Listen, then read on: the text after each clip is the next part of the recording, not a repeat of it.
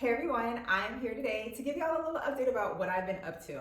I quit my job 3 months ago almost, and I did so because I wanted a better quality of life and I wanted to give myself the opportunity to spend those 40 hours that I'm at a job making them money. I wanted to give those 40 hours back to myself so that I can set a foundation for monetizing the things that I'm passionate about. And since that time, although I have not been so-called working for other people, I've been hard at work. I will say in July of 2023, I took some time just to honestly do nothing. And I think that was a treat that I was able to give to myself. And I'm super grateful for that because I spent July just relaxing. I went out of town. I went to family reunion. I've had family come here and I've been able to host them and we've been able to socialize in the beautiful South Florida. I've been able to go to the beach more and I did a lot of things where I just did nothing. I kind of vegged out. I didn't do that for too long because as someone who prefers to be productive, you can only do that for so long before you start feeling like you are kind of a disappointment in life. So otherwise, I have been able to balance, for the most part, enjoying myself and giving me this opportunity because I knew once July was done, I needed to get to business and being serious about my own business. So July has come and gone and I'm grateful for that. I got myself a little 1-month vacation, but August was a time where I needed to find a job. And I particularly focused on being a waitress because it's something that I've always wanted to do. And I see it as a skill set that is very valuable, especially in a tourist town. So I am grateful to say that I was able to find a part-time server job. I'm actually a runner, which means I am the waitress's assistant. I bring people their food, I bust the tables, I do all of that in the meantime, but there's opportunity to grow and it's exciting because I think I'll be able to train in about a month to be a server and the tips are really good. Specifically, I wanted to be a server in a sports bar and I got what I wanted. Specifically, I wanted to be a server in a sports bar that had a bar.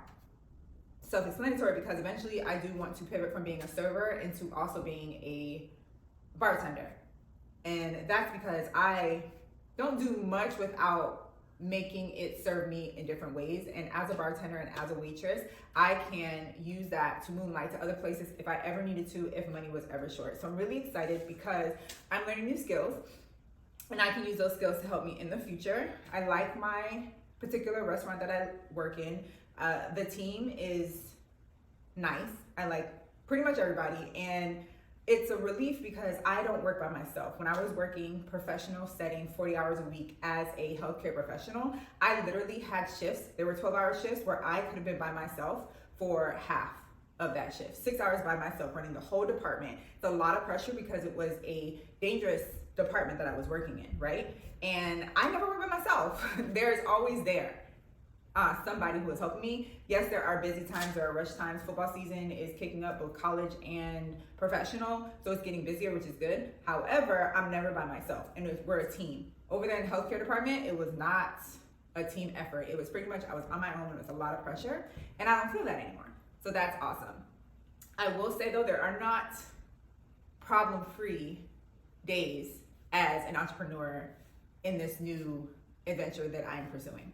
I will say also in the month of August, on top of being able to find a position, I dealt with a lot of unforeseen circumstances that really could have put me in a bad headspace if I had let it.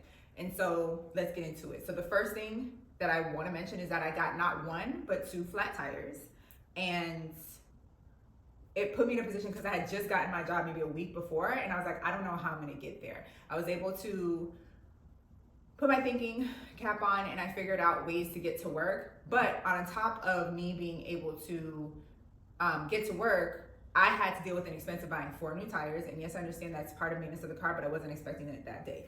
Thank God I was able to cover it because I had saved almost a year's worth of my money requirements throughout the year. But it's not like I wanted to spend that $500 on the tire. Those tires, I would have rather kept it. So that was problem number 1. And mind you, the problem is not done yet because the tires are fixed, but now apparently have issues with my rims. Went to the dealership. That is a whole process in and of itself, going to the dealership, right? But my car is getting older and I realized I need to give it proper care. Went to the dealership twice, woke up at 7 o'clock in the morning, all for them to tell me once I put about $1,000 into it, and as far as ordering the parts, that the parts are in back order. So that is still outstanding. I don't really know what to do. I've done everything I can. So I'm gonna move on and just pray that it will be okay. And you know, I 100% know it's gonna be okay, but that is something else that I'm dealing with. The other thing that happened, so I guess this is number 3, is that in August, I had a leak in my my home, in my bathroom specifically, and it wasn't actually caused by my unit. It's from the unit above me. I am in a condo building, but I live on the first floor. So this was something that is triggering for me because it's the second leak that has happened in my home, and it is the second leak that has happened as a result of an apartment that is not my own.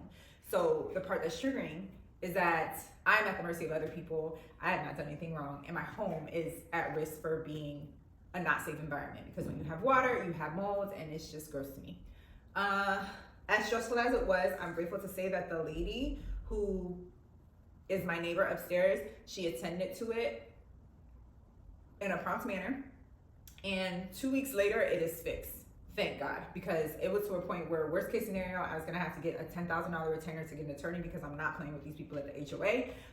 But it's looking like I'm not gonna have to do it, and I'm grateful. So I say all these things to say that this is not, I understand, I'm well aware now that this is not gonna be an easy road, but it's part of the process. And one of the main things that I did when I was going through that rough about 10 days of August is I made sure that I stuck to the homework that I need to do for my business. I'm pursuing 2 businesses. One is a tutoring company that I'm going to be the founder of and build from scratch. I've been doing it for 2 years now. This is the 3rd year, but I am venturing into different subjects, so I'm preparing for that, right? And then the other one is that I want to be a notary for real estate transactions, and I have no experience in that at all, but in order for me to get the experience, I need to make sure I'm on my stuff, right? So I imagine the people in my life are like, oh, you have a lot of things going on, what are you gonna do? And I will tell them, I'm not doing anything. I'm gonna spend maybe 30 minutes trying to figure out what I can do today, but it will not go over those 30 minutes because I have to focus on what I'm focusing on, and that is my business. I only have a certain amount of months before my money runs out, so I need to be dedicated to what I'm doing. And that is gonna be the mantra for this whole journey until I have clients, because time is money, and I feel like the devil is trying to distract me, and I'm not gonna let that happen. So I want to talk about the good and the bad. I did get another job, and getting the other job does give me more time and allows me to woosah. My budget is not gonna be as tight, but it's not nearly enough at the moment. The tea is though, it could be. If I get the hours and I get the tips, like it can sustain my lifestyle, which is awesome. And that is going to be the goal. But for right now, even if it doesn't work out that way, once I build up my tutoring clientele, the sky's the limit. That's how I feel. So yeah, that's pretty much it. I wanted to just give y'all an update, let y'all know that everything's working out, and ultimately I made the best decision. Like I made the right decision. I'm at peace. I'm not working 40 hours a week crazy, and sometimes it would be 50 hours a week, and when you think about my commute, it'd be even more hours a week. Like I live a softer life. Like I don't take advantage of the time that I have. I'm not sleeping in my bed till 11 o'clock in the morning. But if things happen, there's leeway for it to happen, and it doesn't throw off my progress. As we can see in August, a lot of things happened, but my progress wasn't like totally thrown away. So it just confirms to me that I made the right decision, and I wanted just to come here and let y'all know that I am doing the work that needs to be done. The goal is to have clients by December. I would like to have at least 1 client by December for both of my ventures.